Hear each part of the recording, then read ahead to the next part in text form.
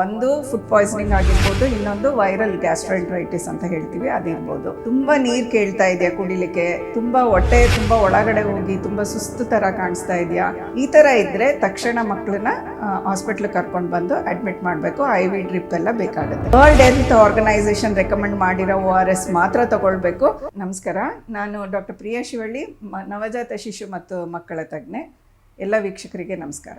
ಹೌದು, ಈಗ ಬೇಸಿಗೆ ಕಾಲ ಶುರುವಾಯಿತು. ಮಕ್ಕಳು ವಾಂತಿ ಭೇದಿ ಜ್ವರ ಅಂತೇಳಿ ತುಂಬ ಬರ್ತಾ ಇದ್ದಾರೆ. ಇದಕ್ಕೆ ಮೇಯ್ನ್ 2 ಕಾರಣ. ಒಂದು ಫುಡ್ ಪಾಯ್ಸನಿಂಗ್ ಆಗಿರ್ಬೋದು, ಇನ್ನೊಂದು ವೈರಲ್ ಗ್ಯಾಸ್ಟ್ರೆಂಟ್ರೈಟಿಸ್ ಅಂತ ಹೇಳ್ತೀವಿ, ಅದಿರ್ಬೋದು.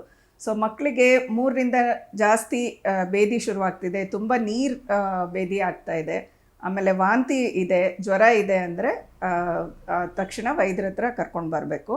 ಸೊ ಮೇಯ್ನ್ ಏನಂದರೆ ಮಗು ಹೇಗಿದೆ ಅಂತ ನೋಡಬೇಕು. ಮಗು ತುಂಬ ಸುಸ್ತಾಗಿದೆಯಾ, ತುಂಬ ನೀರು ಕೇಳ್ತಾ ಇದೆಯಾ ಕುಡಿಲಿಕ್ಕೆ, ತುಂಬ ಹೊಟ್ಟೆ ತುಂಬ ಒಳಗಡೆ ಹೋಗಿ ತುಂಬ ಸುಸ್ತು ಥರ ಕಾಣಿಸ್ತಾ ಇದೆಯಾ, ಇಲ್ಲ ಎಚ್ಚರನೇ ಇಲ್ಲ ಮಗು, ಇಲ್ಲ ಕನ್ವಲ್ಷನ್ಸ್ ಅಂದರೆ ಫಿಟ್ಸ್ ಥರ ಏನಾದರೂ ಬರ್ತಾ ಇದೆಯಾ ಮಗುಗೆ, ಇಲ್ಲ ಬೇರೆ ಕಾರಣದಿಂದ ಮಗು ತುಂಬ ಸುಸ್ತಾಗಿ ಮಲ್ಕೊಳ್ತಾನೆ ಇದೆ, ಜ್ವರ ಬಂದು ಮಲ್ಕೊಳ್ತಾ ಇದೆ ಅಂದರೆ, ಏನೂ ತಿಂತಾ ಇಲ್ಲ, ಕುಡಿತಾ ಇಲ್ಲ ಅಂದರೆ ಇದೆಲ್ಲ ಡೇಂಜರ್ ಸೈನ್ಸು.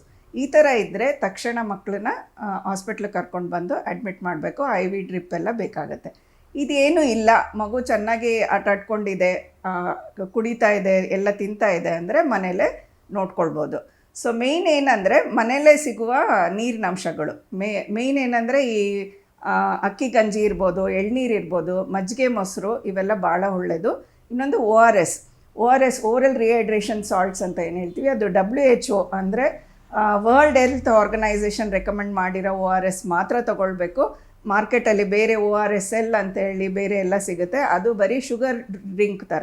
ಅದನ್ನು ಕೊಟ್ಟರೆ ಮತ್ತೆ ವಾಂತಿ ಭೇದಿ ಎಲ್ಲ ಜಾಸ್ತಿ ಆಗ್ಬೋದು. ಸೊ ಆದ್ದರಿಂದ ORS WHO ರೆಕಮೆಂಡೆಡ್ ORS ಅಂತಲೇ ತೊಗೋಬೇಕು. ಅದನ್ನು ಕಾದಾರಿಸಿದ 1 ಲೀಟ್ರ್ ನೀರಿಗೆ 1 ಪ್ಯಾಕೆಟ್ ಹಾಕಿ ಅದನ್ನು ಮಧ್ಯೆ ಮಧ್ಯೆ ಎಷ್ಟಾಗುತ್ತೆ ಮಗು ಅದನ್ನು ಕುಡಿತಾ ಇರಬೇಕಾಗತ್ತೆ.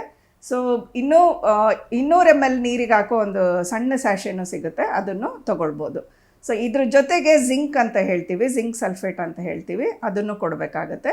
ಆಮೇಲೆ ಈ ಡೇಂಜರ್ ಸೈನ್ಸ್ ಏನೇನು ಹೇಳಿದೆ ಅದೇನಾದ್ರು ಇತ್ತು ಈ 2-3 ದಿವಸದಲ್ಲಿ ಅಂದರೆ ತಕ್ಷಣ ವೈದ್ಯರನ್ನ ಕಾಣಬೇಕಾಗತ್ತೆ.